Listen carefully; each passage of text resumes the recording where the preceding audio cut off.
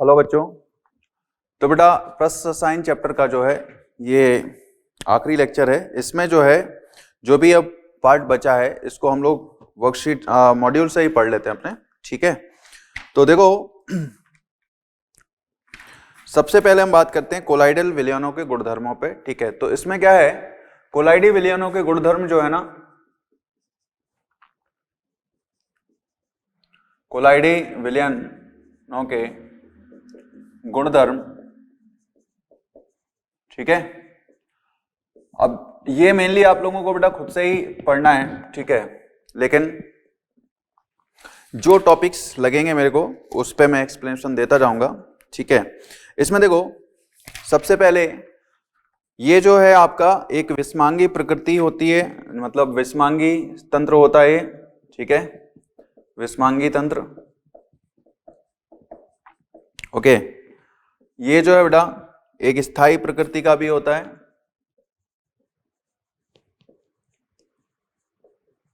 ठीक है, विस्मांगी तंत्र हम लोग समझते हैं बेटा दो प्रावस्थाएं होती हैं। ठीक है, एक डिस्पर्स फेस, ठीक है, प्रक्षिप्त प्रावस्था, और दूसरा परिक्षेपण माध्यम। फिर उसके बाद हम बात करते हैं कोलाइडल विलयन जो है स्थायी होते हैं। ठीक है, और ये कोलाइडी कण जो हैं हमेशा गतिमान होते हैं और इनमें पात्र के पैंदे में वो बैठते नहीं है, सटल नहीं होते हैं। ठीक है, नेक्स्ट क्या है, छनन क्षमता। ठीक है, मतलब फिल्टरेबिलिटी की बात कर रहे हैं हम लोग।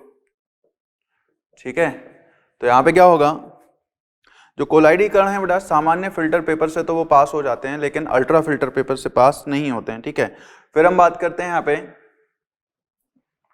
कोलिगेटिव प्रॉपर्टी, अणुसंख्यक गुणधर्म। तो अणुसंख्यक गुणधर्मों में क्या होता है कि ये अणुसंख्यक गुणधर्म शो तो करेंगे, जैसे कि अपन लोग जानते हैं कोलिगेटिव प्रॉपर्टीज क्या होती हैं, relative lowering in vapour pressure, elevation, boiling point, depression, freezing point, है ना, पढ़ा है ना बेटा, डेल्टा टीबी, डेल्टा टीएफ, है ना, सॉल्यूशन वाले चैप्टर में।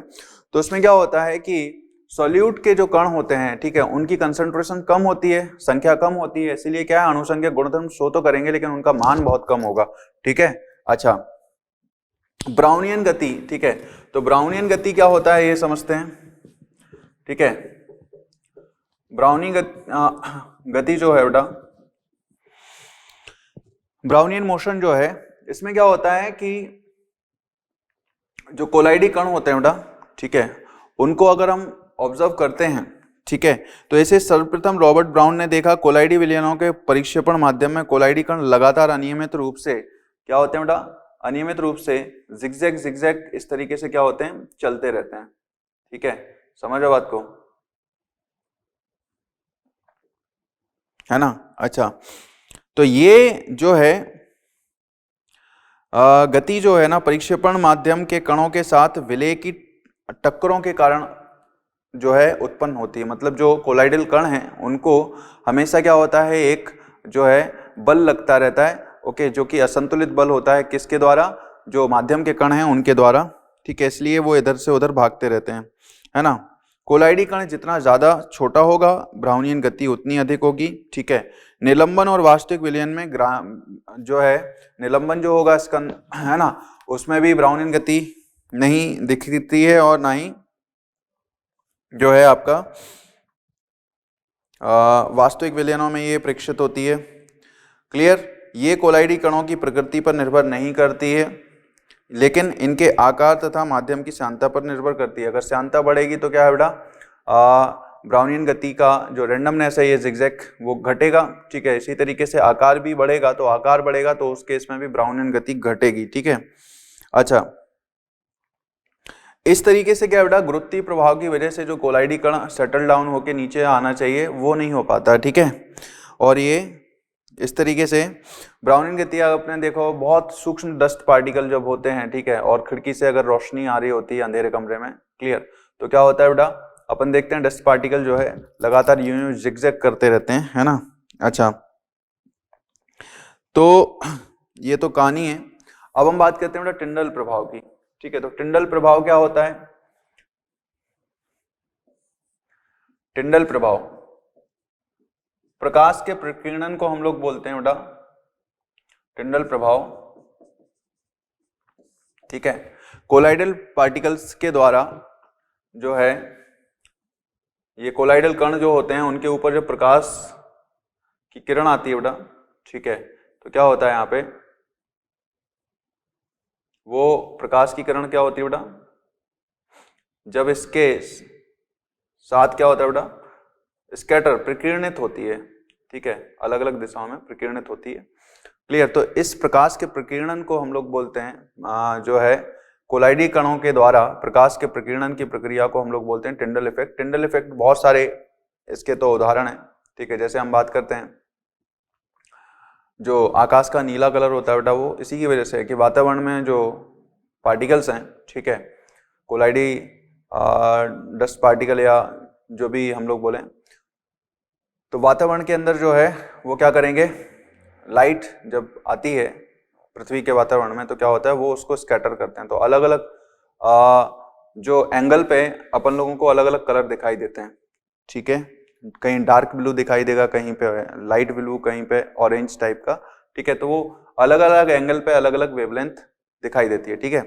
टिंडल इफेक्ट दर्शाने के लिए बेटा सामान्यतः ये लायोफोबिक दर्शाते हैं, ठीक है, क्योंकि टिंडल इफेक्ट दर्शाने के लिए जो रिफ्रैक्टिव इंडेक्स होनी चाहिए, ठीक है, क्लियर, मतलब जो प्रावस्थाओं के अपवर्तनांक, ठीक है, वो क्या होने चाहिए, काफी हद तक अलग अलग होने चाहिए, ठीक है। और जो आकार होना चाहिए कोलाइडी कणों का वो क्या होना चाहिए बेटा, लाइट के वेवलेंथ, जो लाइट आ रही है उसकी वेवलेंथ के ऑर्डर में होना चाहिए, ठीक है। तो ये आपका क्या है बेटा, टिंडल इफेक्ट है। क्लियर। अच्छा, धूमकेतु की पूंछ का दिखाई देना, तारों का चमकना, सिनेमा घर में चलचित्र जो है उनमें रंग दिखना, ठीक है, ऐसे बहुत सारे एग्जाम्पल हैं। क्लियर, ये बात समझ में आ गई। अच्छा, नाउ कोलाइडी कणों पर आवेश, ठीक है, तो कोलाइडी कणों पर आवेश, कोलाइडी कणों पर आवेश,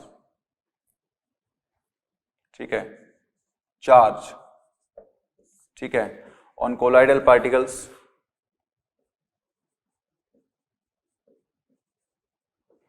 क्या होगा देखो, इसमें क्या बेटा, सॉल कण प्रायः आवेशित माने जाते हैं, ठीक है। द्रव विरोधी कोलाइडल कणों पर सदैव एक विद्युत आवेश धनायन या ऋणायन होता है, जैसा कि मैं बता चुका हूं।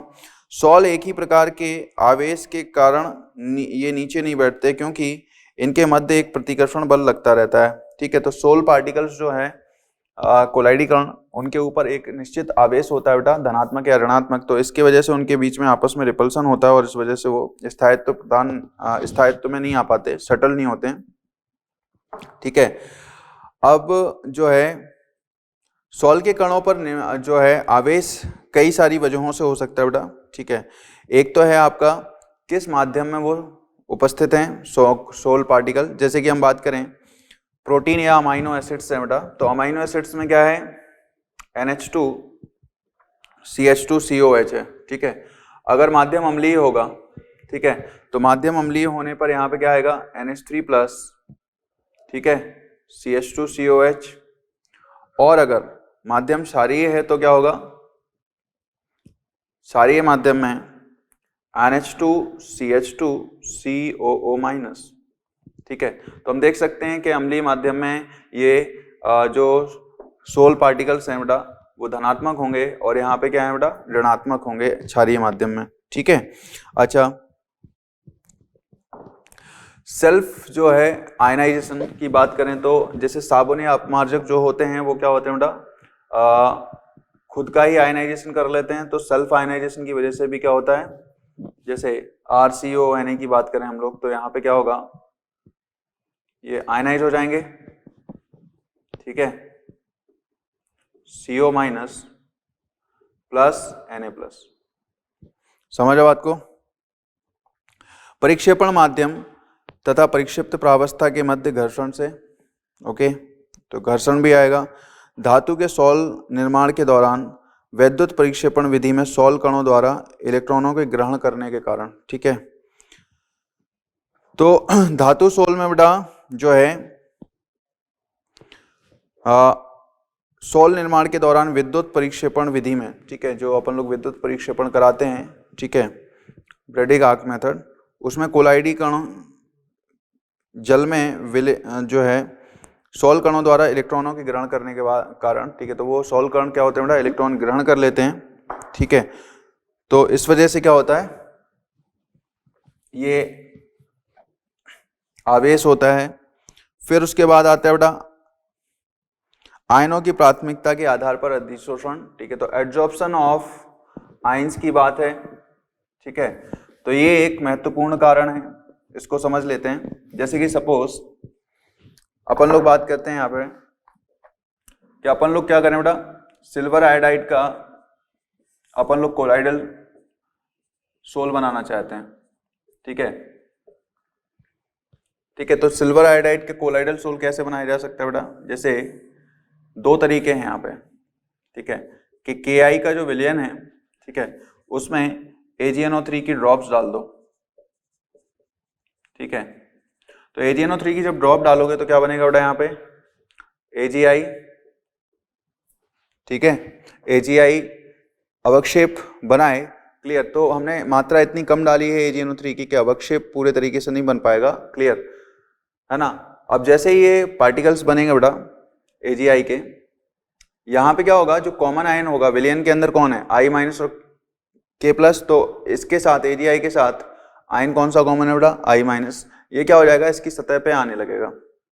जो AgI के कण हैं, ठीक है, वो क्या करेंगे बेटा, इस तरीके से जब क्लस्टर बनाएंगे अवक्षेपण से पहले, तो इसकी सतह पे क्या होगा, I माइनस क्या होगा बेटा, अधिशोषित होने लगेगा इस तरीके से, ठीक है, क्लियर। अब I माइनस अधिशोषित होने लगेगा, तो ये आपका हो गया एडजॉर्ब्ड लेयर, अधिशोषित परत। इसकी वजह से हम देख सकते हैं कि इसके ऊपर आयन कैसा है बेटा, आवेश कैसा आ गया, ऋणावेश, क्या आ गया, नेगेटिवली चार्ज कोलाइडल पार्टिकल। तो अधिशोषित परत आ गई है, क्लियर। अब यहां पे क्या होगा, देखो जो K प्लस हैं वो भी इसके साथ क्या होंगे बेटा, आकर्षण में आ जाएंगे, ठीक है। तो ये आपका आ जाएगा डिफ्यूज लेयर, डिफ्यूज लेयर, ठीक है, ओके। और अधिशोषित परत फिक्स लेयर होती है बेटा, ये फिक्स होती है, जबकि डिफ्यूज लेयर फिक्स नहीं होती है, ठीक है, ये बनती बिगड़ती रहती है, क्लियर। तो इनके बीच में जो पोटेंशियल डिफरेंस आ रहा है उसको बोलते हैं बेटा जेडा पोटेंशियल, ठीक है, या इलेक्ट्रोकाइनेटिक पोटेंशियल, ठीक है, इलेक्ट्रो विद्युत गतिक विभव, इलेक्ट्रोकाइनेटिक पोटेंशियल, ठीक है। जिसकी वजह से अब ये पार्टिकल्स पे क्या आ रहा है बेटा, एक आवेश आ गया, और ये इस तरीके का आवेश सभी AgI के छोटे छोटे जो क्लस्टर बने होंगे उन पे आएगा, जो कि कोलाइडल पार्टिकल कहलाएंगे। सभी पे नेगेटिव आएगा तो ये आपस में रिपेल करेंगे, इसलिए ये शटल डाउन नहीं होते हैं। समझ पा रहे हो, ठीक है। तो ये समझ में आ गया। इसी तरीके से बेटा अगर हम लोग बात करें यहाँ पे AgNO3, मतलब ये पहला केस हो गया। दूसरा, अगर AgNO3 के विलयन में हम क्या करते हैं, Ki की ड्रॉप्स डालते हैं, ठीक है, तो क्या होता है यहाँ पे AgI, ठीक है, और यहाँ पे विलयन में कौन रहता है बेटा, कॉमन आयन Ag प्लस, तो Ag प्लस इसके ऊपर क्या हो जाता, अधिशोषित हो जाता, ठीक है। तो यहाँ पे क्या होगा बेटा, AgI,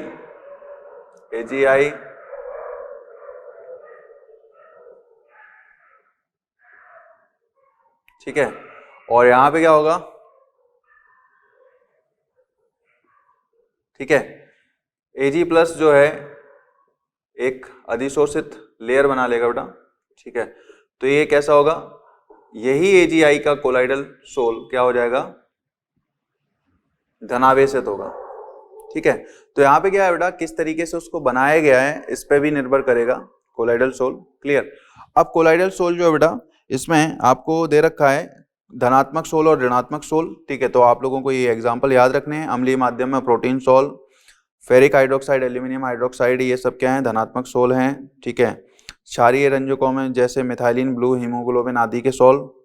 ऋणात्मक सोल जो हैं सभी धातु के सोल होंगे, सल्फाइड सोल होंगे, है ना।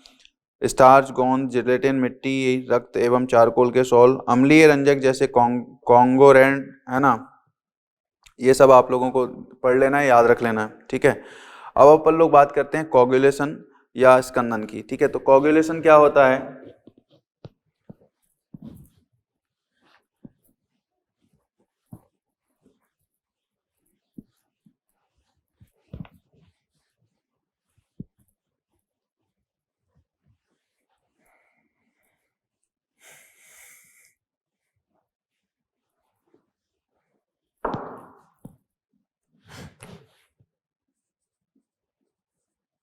कोगुलेशन और फ्लोक्यूलेशन, ठीक है। मतलब यहां पे स्कंदन की बात कर रहे हैं हम लोग,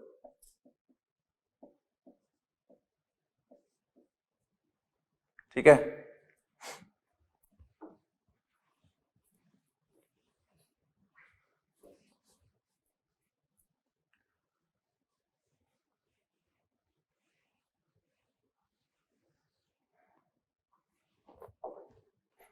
ठीक है, तो यहां पे क्या होगा, देखो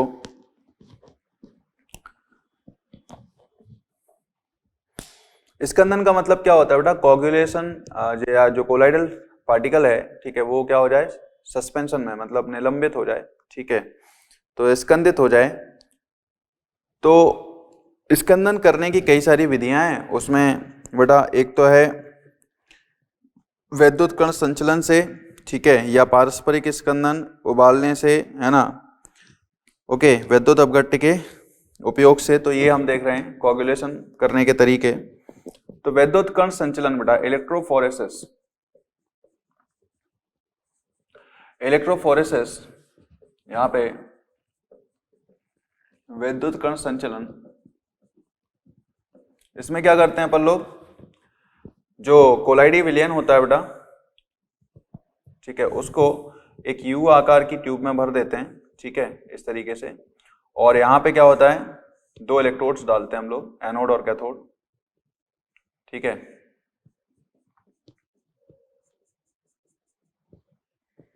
और ये धनात्मक और ये क्या होगा? ऋणात्मक, ठीक है। अब इसमें क्या होता है कि जो कोलाइडल पार्टिकल्स होते हैं ना, उनके ऊपर कोई ना कोई आवेश तो होता ही है,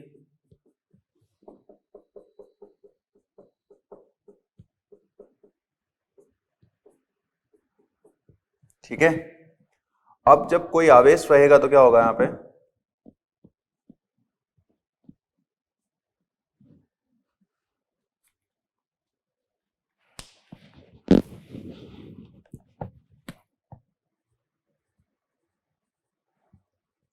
जैसे सपोज करो इन पे धनावेश है बेटा, कोलाइडल कणों पे धनावेश है, ठीक है। तो ये क्या होते हैं? ये कोलाइडल कण क्या होते हैं? इस तरीके से नेगेटिव इलेक्ट्रोड की तरफ क्या होंगे बेटा? इस तरीके से फ्लो करेंगे। तो ये यहाँ पे क्या होगा? ये जो कोलाइडल विलयन है, कोलाइडी कण अपन को दिखेंगे और ये प्योर वाटर होता जाएगा या प्योर सॉल्वेंट होता जाएगा। ये ज्यादा अब ट्रांसपेरेंट दिखाई देगा अपन लोगों को धीमे धीमे।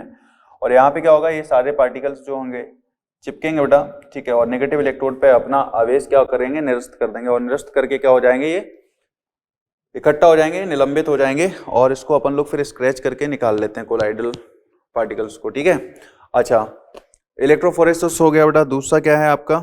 पारस्परिक स्कंदन, पारस्परिक, ठीक है, स्कंदन।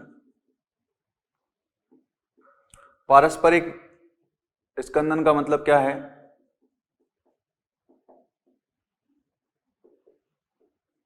ठीक है, that is mutual coagulation. Mutual coagulation में क्या है समझो,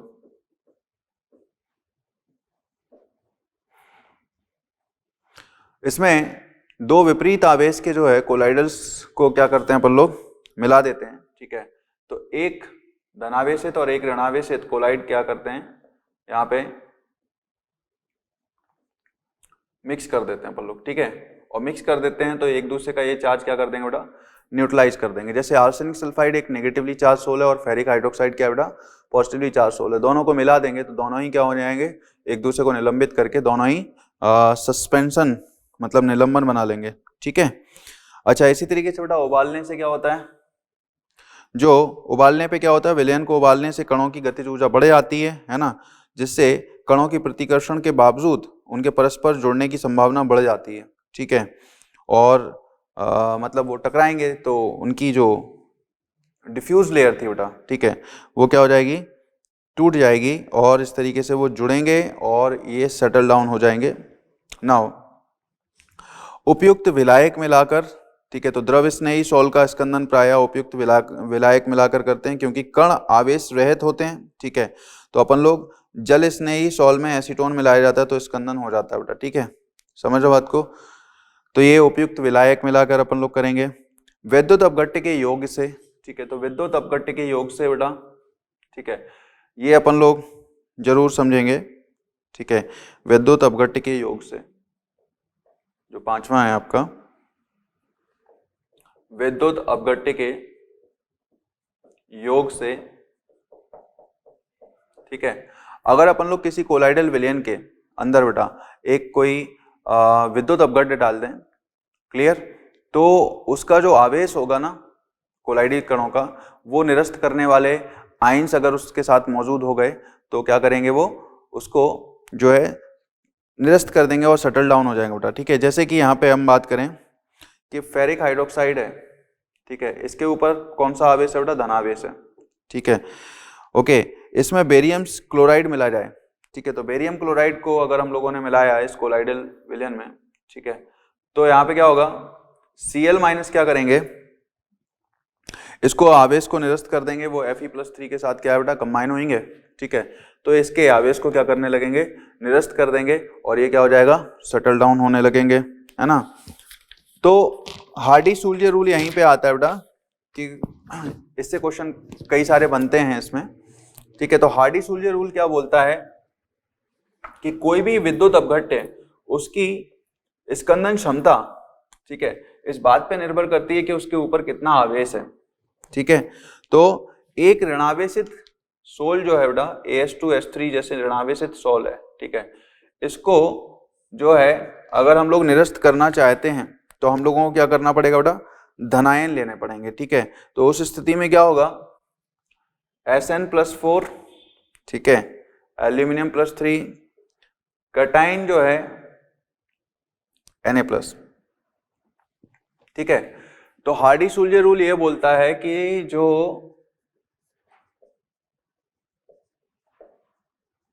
स्कंदन क्षमता होती है बेटा, ठीक है,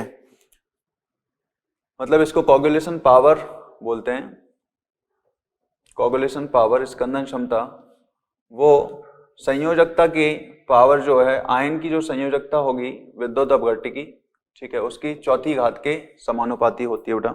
ठीक है, मतलब यहाँ पे हम बात करें कि आर्सेनिक सल्फाइड एक नेगेटिवली चार्ज सोल है, विद्युत अपघट्य हमने डाला एल्यूमिनियम क्लोराइड या मैग्नीशियम क्लोराइड इस तरीके से। ठीक है, तो इन सब में जो है सबसे ज्यादा आवेश किसका है, Sn+4 का बेटा।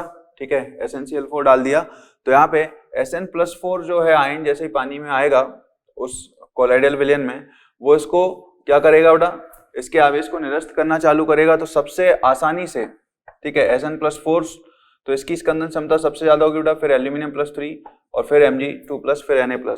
ठीक है, तो किसके कितने मोल हम लोगों ने यूज करने हैं, ठीक है, उसको बोलेंगे बेटा कोगुलेशन वैल्यू। ठीक है, कि भाई कितने मिली मोल या कितने मोल प्रति लीटर हम लोग उसको इस्तेमाल कर रहे हैं स्कंदन करने के लिए। ठीक है, और जो कोगुलेशन वैल्यू है बेटा वो स्कंदन क्षमता के व्युत्क्रमानुपाती होगी। ठीक है, जिसका कोगुलेशन क्षमता ज्यादा होगा उसका कोगुलेशन वैल्यू कम होगा। ठीक है, इसी तरीके से एक धनावेशित सोल जो होगा उसमें क्या है, अपन लोग विभिन्न प्रकार के जो है ऋणावेशित आयन डालेंगे इलेक्ट्रोलाइट के तौर पे। तो उसमें क्या होगा, जैसे FeCN6 4- की स्कंदन क्षमता सबसे ज़्यादा होगी, फिर फॉस्फेट, फिर सल्फेट, फिर क्लोराइड, क्योंकि जो है संयोजकता जो भी रहेगी या आवेश जो रहेगा उसकी पावर 4 रहेगी। स्कंदन या ऊर्णनमान फ्लोक्यूलेशन वैल्यू। ठीक है, तो यहाँ पे क्या होगा, देखो किसी विद्युत अपघट्य की मिलीमोल प्रति लीटर में वह न्यूनतम सांद्रता जो किसी सॉल के स्कंदन के लिए आवश्यक हो, उस विद्युत अपघट्टिका स्कंदनमान कहलाती है। समझो बात को। तो यहां देखो बेटा, स्कंदन क्षमता जो है स्कंदन मान के इनवर्सली प्रोपोर्शनल होगी। अब आता है रक्षण कोलाइड। ठीक है, तो रक्षण कोलाइड क्या होता है?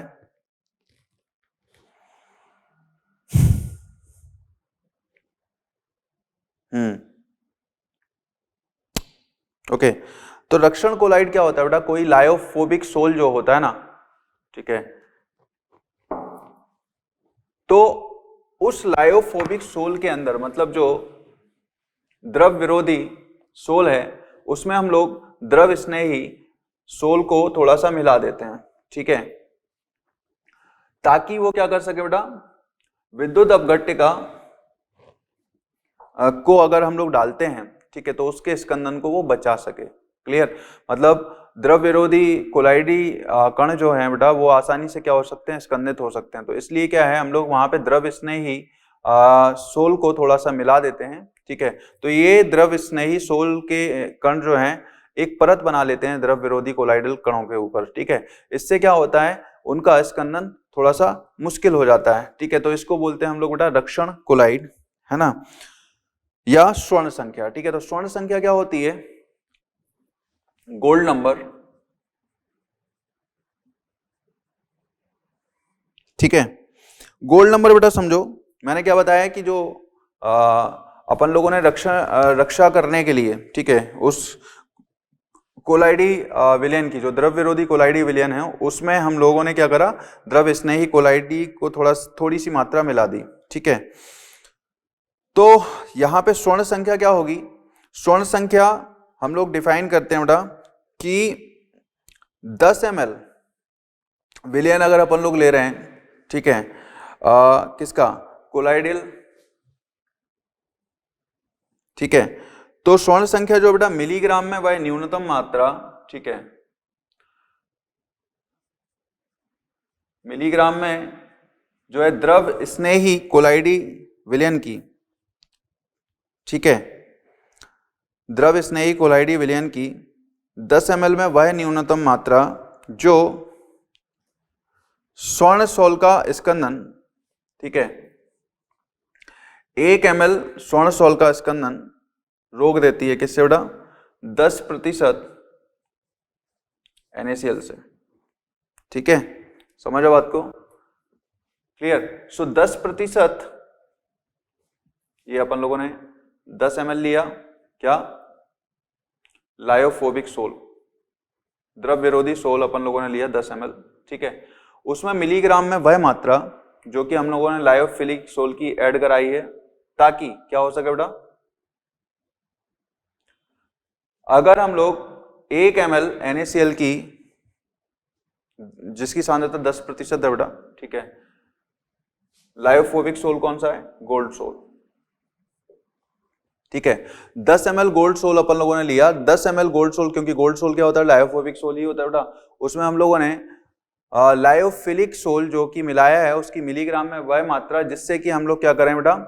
10% सांद्रता का NaCl अगर 1 बूंद डालें और इसका स्कंदन ना हो, ठीक है, तो इसको बोलेंगे हम लोग उस लायोफिलिक सोल या रक्षित कोलाइड की जो है गोल्ड नंबर। और जिसकी गोल्ड नंबर जो है कम होगी बेटा, उसकी रक्षण क्षमता क्या होगी? रक्षण क्षमता गोल्ड नंबर की वैल्यू के इनवर्सली प्रोपोर्शनल होगी। समझो बात को? ठीक है, तो ध्यान रखना, जैसे जिलेटिन की स्वर्ण संख्या बेटा 0.005 है, 0.01 से, है ना, तो ये एक अच्छा रक्षक कोलाइड है। जबकि स्टार्च की स्वर्ण संख्या क्या है? 20 से 25। मतलब अगर अपन लोग 10 ml गोल्ड सोल लें बेटा, ठीक है, तो 10 ml गोल्ड सोल में अपन लोगों को स्टार्च कितना डालना पड़ेगा? 20 से 25 मिलीग्राम।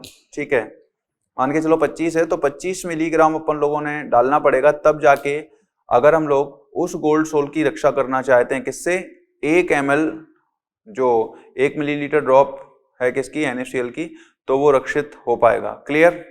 अच्छा, जबकि हम लोग जिलेटिन की अगर हम बात करें, तो जिलेटिन का सिर्फ हम लोगों को 0.01 मिलीग्राम डालना है। ठीक है, तो यहां पे क्या है बेटा?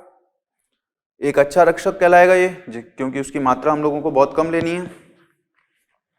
कॉन्गो रूबिन संख्या भी कुछ इस तरीके का ही है, एक बार पढ़ लेना, ठीक है। अभी एनसीईआरटी में जो दे रखा है बस वही पढ़ा रहा हूं, ठीक है बेटा। अब जो है कलर वगैरह हम लोग जानते हैं, ठीक है। कोलाइडल विलयन जो है रंगीन होते हैं, ओके, और ये रंग की उत्पत्ति प्रकाश के अवशोषण तथा प्रकाश के प्रकीर्णन से होती है। सॉल का रंग सॉल के कणों द्वारा प्रकीर्णित प्रकाश के तरंगदैर्घ्य से जो है निर्धारित होता है, ठीक है। अच्छा, एक ही जो पदार्थ है उसके विभिन्न सॉल का भिन्न भिन्न रंग जो है सॉल के भिन्न भिन्न आकार के कारण होता है। तो सिल्वर सॉल जो है बेटा वो पीला होगा, ठीक है, जब उसका व्यास जो है छोटा होगा, मतलब जैसे जैसे साइज बढ़ेगा वो पीले से लाल दिखाई देगा, लाल से बैंगनी दिखाई देगा, इस तरीके से, ठीक है।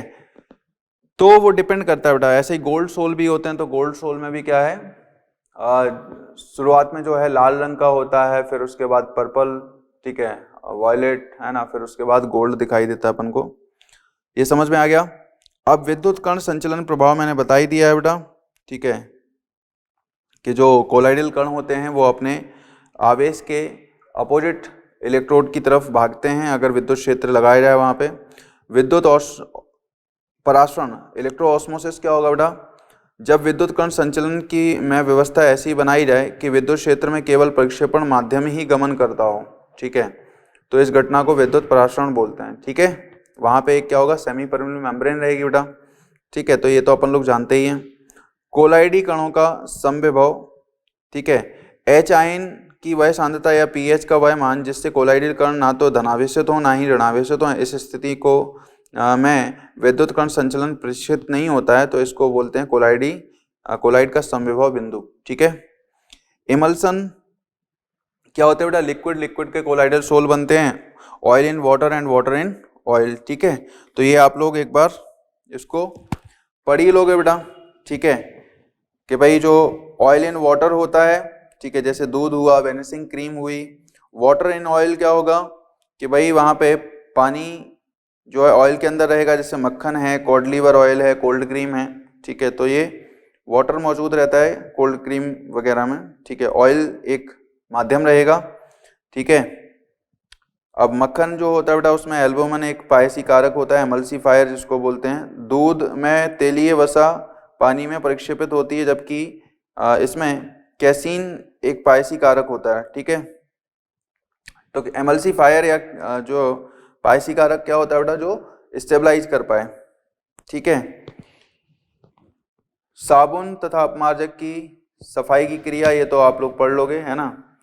जेल जानते हैं बेटा, ये जेल जो होता है एक कोलाइडी तंत्र होता है जिसमें एक द्रव ठोस माध्यम में परिक्षेपित होता है, ठीक है। जेल के बनने की प्रक्रिया को जेलीकरण कहते हैं। सीमेंटीकरण की क्रिया जेल का ही एक उदाहरण होती है, ठीक है। अच्छा, तो ये तो आप लोग एक बार देख लेना बेटा, क्लियर। तो अब जो है इसमें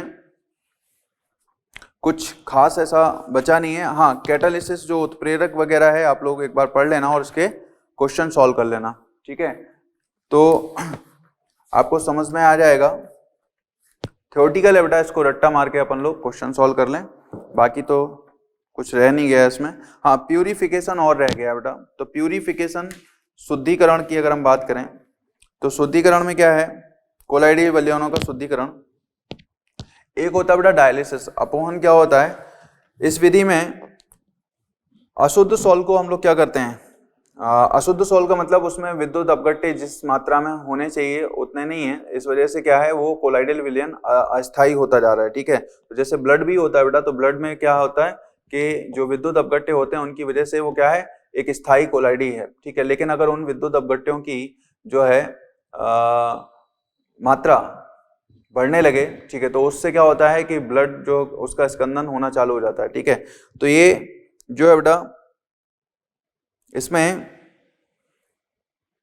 क्या होगा कि सॉल जो है ना, अशुद्ध सॉल को अपन लोग भर देते हैं एक झिल्ली के अंदर, ठीक है, और सॉल कण झिल्ली से विस्तृत नहीं होते हैं लेकिन अशुद्धियां विस्तृत हो जाती हैं, ठीक है। वैद्युत अपघट्य युक्त अशुद्धियों की स्थिति में अपोहन तीव्रता से कराने के लिए जो है विद्युत क्षेत्र, ठीक है। तो क्या होता है कि पानी से भरा हुआ एक जार लेते हैं, बड़ा सा टैंक, ठीक है, उसमें जो है एक जो है चर्मपत्र में या जांतव झिल्ली में क्या करते हैं बेटा, अशुद्ध जो है अपन लोग कोलाइडी विलयन भर देते हैं, तो विद्युत अपघट्य के जो कण होते हैं वो क्या होते हैं, उस झिल्ली से बाहर निकलने लगते हैं, पानी के साथ वो बह जाते हैं। ठीक है, और इसी चीज को क्या है बेटा, इलेक्ट्रोडायलिसिस मतलब इलेक्ट्रिक फील्ड में कराते हैं, तो विद्युत अपघट्य के कण तेजी से बाहर आने लगते हैं। ठीक है, तो वो तेजी से होने लगता है इलेक्ट्रोडायलिसिस, बस अंतर कुछ नहीं है, सिर्फ इलेक्ट्रिक फील्ड की मौजूदगी जरूरी है वहां पे। सूक्ष्म निस्यंदन मतलब अल्ट्रा फिल्ट्रेशन। ठीक है, तो सामान्य फिल्टर से तो अशुद्धियों को पृथक नहीं किया जा सकता है, लेकिन यदि सामान्य फिल्टर के पेपर के छिद्रों को आंशिक रूप से बंद कर दिया जाए तो अशुद्धियों को पृथक किया जा सकता है बेटा। ठीक है, क्योंकि सामान्य फिल्टर पेपर में कोलाइडल कण भी निकल जाएंगे बेटा, लेकिन अपन लोग कोलाइडल कणों को रोक पाएं और सिर्फ जो अशुद्धियां हैं उनको निकाल पाएं। ठीक है, तो इस तरीके को अल्ट्रा फिल्ट्रेशन बोलेंगे। ठीक है, तो ये सारे आपके प्यूरिफिकेशन के तरीके हैं। तो अब आप लोग इसको मगअप कर लेना बेटा। ठीक है, पढ़ लेना एक बार अच्छे से, और क्वेश्चन सॉल्व करोगे तो सब हो जाएंगे, है ना। थ्योरेटिकल क्वेश्चन है, एनसीईआरटी लाइन टू लाइन पढ़ लो इस चैप्टर में। चलो फिर, है ना, चलो फिर मिलते हैं। Thank you very much.